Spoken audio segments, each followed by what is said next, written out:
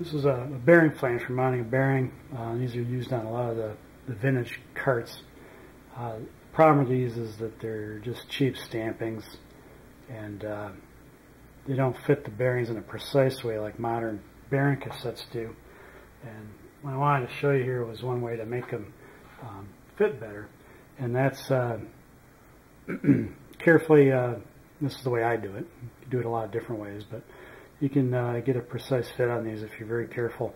I like to take a Dremel tool and work around the inside. You have to do it at a slight angle. The surface is formed at an angle in here. So you work around a slight angle and just watch the surface finish change to make sure you're applying even pressure at the right angle, and work your way around. They tend to be tighter across these ears, and that's because the stamping's stiffer that way, and when they form them, they end up being a little smaller this way than that way.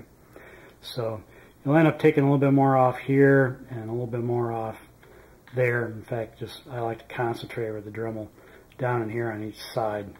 And then after doing that, to get the precision fit back, or an even more precise fit than the original stamping, what I did here is set up an old bearing that I carefully froze up with a nail.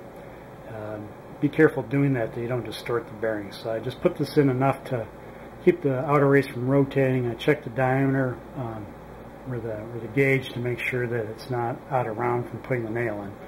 And then I've already put some on here, but I'll apply some more. This is valve grinding compound. This is an abrasive water-based grit material used for custom fitting parts. Originally it was developed, I guess, for lapping valves in a four-cycle engine.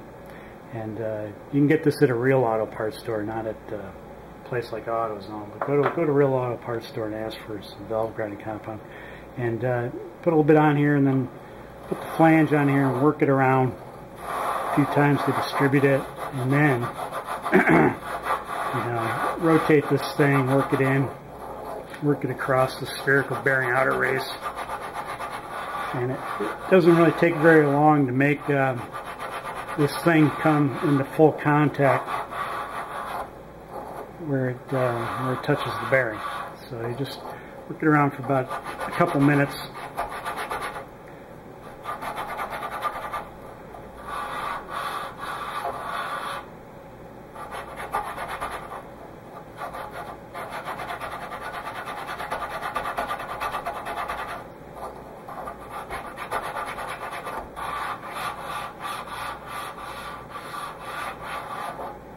Right.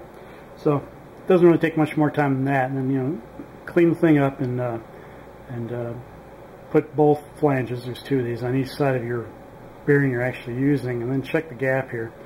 The idea is to get the gap down very small, so much so that when you actually put these in the cart, finger tighten the bolts, that you can still rotate the bearing with not too much friction on it. So the idea is to get a minimum amount of compression on that bearing when these are tight, and still have the bearing somewhat free so it can move in the cart when the chassis flexes, and it'll make the bearing spin better and make the cart perform better too.